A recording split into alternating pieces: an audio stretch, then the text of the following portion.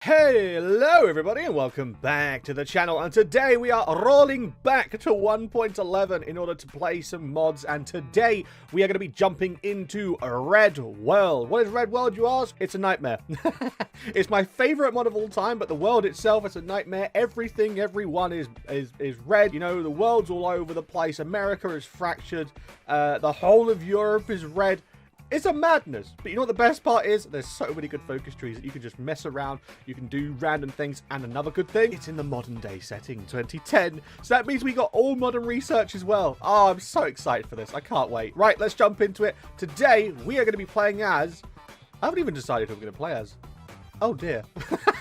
Righto, so after having a bit of a look and think around, I think I'm going to go with Poland. I'm feeling very Polish today. Right, let's get into it. Let's go Poland. Okay, so starting off in Poland, with Poland in Red World. We start off under the banner of communism. That's right. We start off under the Warsaw Pact, which is fine, because it means we get protection until we're ready to not be protected anymore. Did that make sense? That probably made no sense. I'm going to build ourselves up, and then we're going to have some fun. And okay, here we are. We're about a year in the future now. I've gone ahead and done most of my focuses. It is a little bit of a slow grinder, as you can see.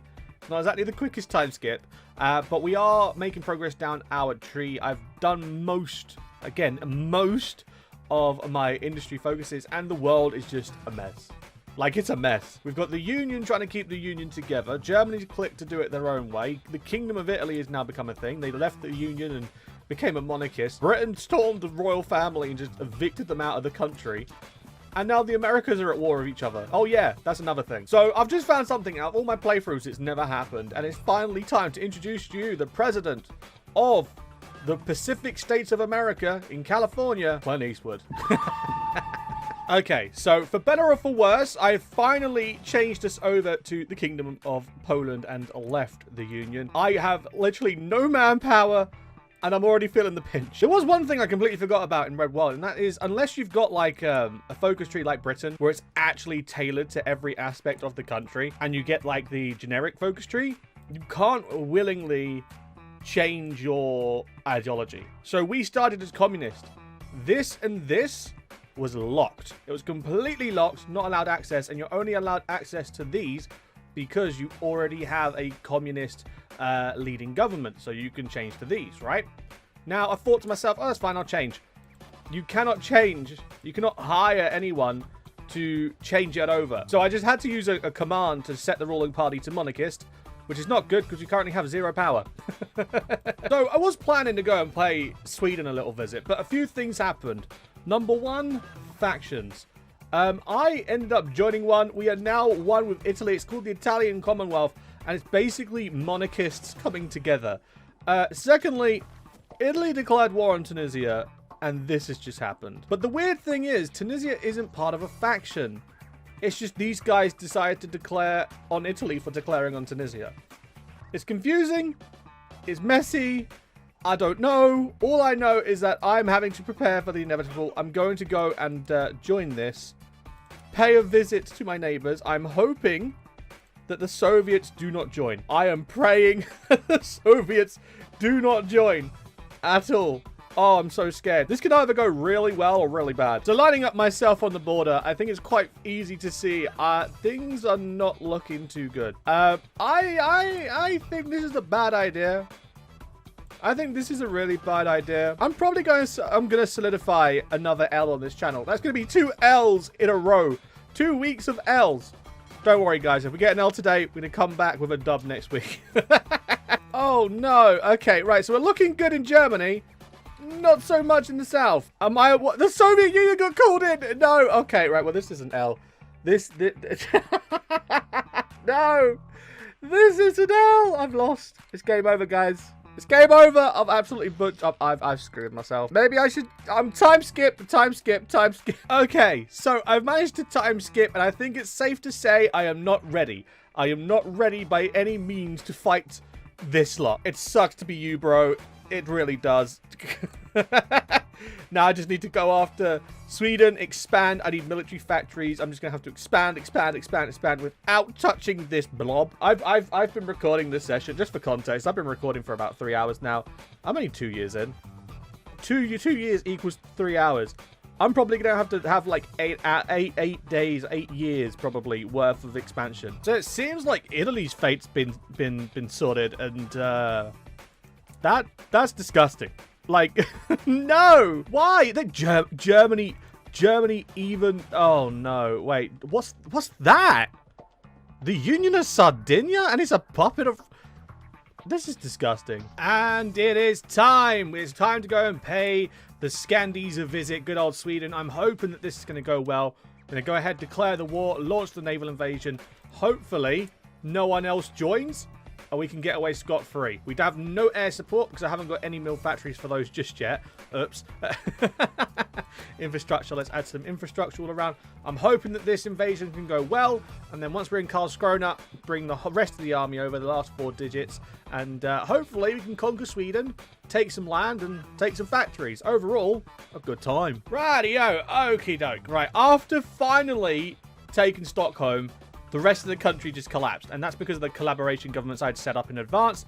Thankfully, I made the right decision. So what I'm going to do, I'm probably going to go off camera and just spend like a couple years off camera just quelling the rebellions, maybe taking some more land that's not the Warsaw Pact, and just building up, because, bro, I've sat here for 4 hours. The Radon looks cool. I've sat here for 4 hours doing nothing. Bro, reading a newspaper is more entertaining. Like, I just can't. I can't. Right, I'm gonna go off camera and I'll see you guys in a bit. So, here we are in 2022. That's right, I did my off-camera work and it took, wait, hold on, how many years is that? 4, 5, 6 years off camera just doing internal developments and building. I've also managed to cause some shenanigans, which is great. I've managed to equip a rebellion, and Eurasian Empire, the German Empire, and the French Empire, or the Kingdom of France, have now sided with me. I now have rebellions going on in these 3 main countries, and it's time to launch our invasion on Germany. And I'll start my war against the Warsaw Pact. I'm hoping I can join them and have them come into my fold. Who knows? But it's about time I got some revenge, and boy oh boy is it gonna feel good. Oh wow, yeah, no, even the Soviet Union is not joining. Even the Soviet Union is not getting involved. So I will happily bring them in. I'm gonna bring them into it. I'm gonna bring everyone into the fold. I also have new army templates. Over this last 6 years, I've been slowly developing these mech infantry. It's not the best, it's not the worst, but it gets the job done, and I'm hoping that remains the same. Oh, who wants to join? Who wants to join? Ethiopia. Are you monarchist, though? You don't look monarchist to me. No, I'm going to reject because you're not part of the monarchist gang. You're not cool. You don't have a crown. You know, these rebellions have helped so much. These coups have helped so much. I've nearly got this part sorted of France. Germany's nearly finished. The Czechs have nearly folded. The Russians are still struggling against the Eurasian Empire. Not to worry, though, because we're coming in now. Overall, this is pretty good. I just need to wipe out all of these guys before the Soviets can get involved. I just need to keep the Eurasian Empire as the main focus. And now, finally, for the annoying, boring push. I've managed to defeat the Germans, defeat the French, keep the territory as well, which is nice because mill factories. Push out the French and the Soviets out of the north. Everything's looking good. I just need to get rid of the Soviets. That's literally it. The Soviets is just a big pain in the butt right now. Looking at who's here. Yeah, it's just the Soviets. I just need to cap the Soviets. And now that I'm the spy master, I'm just going to send them over here, build up the collaboration, and see if I can't crush them that way. It'll be so much more convenient. You know, it's always good to have allies. Well, indirect allies at least, because Eurasia, although not a direct ally, they've given me mill access, so I can finally go in and finish the job. I've got my Air Force sitting over Belarus. Hopefully, and this is a hopefully we can clean out Russia. Now, I'm hoping to take Moscow and all of that. Looking at the stats as well, I think we're doing all right. I mean, we've only got 250k losses total compared to their, well, 6 mil. Okie dokie, finally making some good progress. We've managed to push them out of the Balkans, managed to get some good movement going on here. Spain got asked to come into it. As you can see, I created a faction. I called Spain into it. I feel like it just made the most sense to abandon the Italian alliance that doesn't exist because Italy doesn't exist anymore. You know, logic. And we're also pushing Eurasia all the way back here, expanding their domain. Good old Dmitry. However, this is not the end of it. This is now a thing. Yes, China is now a thing. Why, you ask? Well, it's because of our good friends down here who goes by the name of Somnath. Now, Somnath thought it was a great idea to declare on China. China then joined the Union Association, the Soviet Union. Oh my lord! And it's now caused this kerfuffle. So even if we can get the Soviets to collapse, we need to get the Chinese to collapse too. It's just one thing after another. You know, with China collapsed and the Soviet Union on the run, I literally just need to take Chelyabinsk and they're done. So I think what I'm going to do, I'm just going to noodle. Bro, I'm just going to noodle. I'm going to ramen my way over. And it's peacetime. I genuinely don't know how this one's going to go, especially with, you know, me causing the rebellions and this, that, and the other, but we'll get what we can. We'll get what we can. I'll secure as much as I can. I basically won that single-handedly. Apart from this theater, I won that single-handedly. And there's the peace deal. Spain got some land. Algeria grew. The appearance of monarchies around the world started to happen thanks to our influence. Eurasian Empire got its territory, as did Germany and France. We've got the Kingdom of Belgium, the Grand Duchy of Luxembourg, the Kingdom of the Netherlands. We also have the Hellenic Republic. They ate all of Bulgaria pretty much. Overall, a pretty successful time. It was a decent struggle. It was quite fun whilst it lasted. But I feel like this is a good point to kind of end off today's video. So thank you very much for watching. If you have enjoyed, don't forget to, of course, click that like button and subscribe. Share the love with your friends, and be sure to help the growth of the channel. All that fun stuff.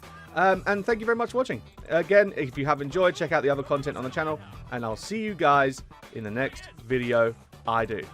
I've been Anglo, you've been you. Have a good one, guys, and laters.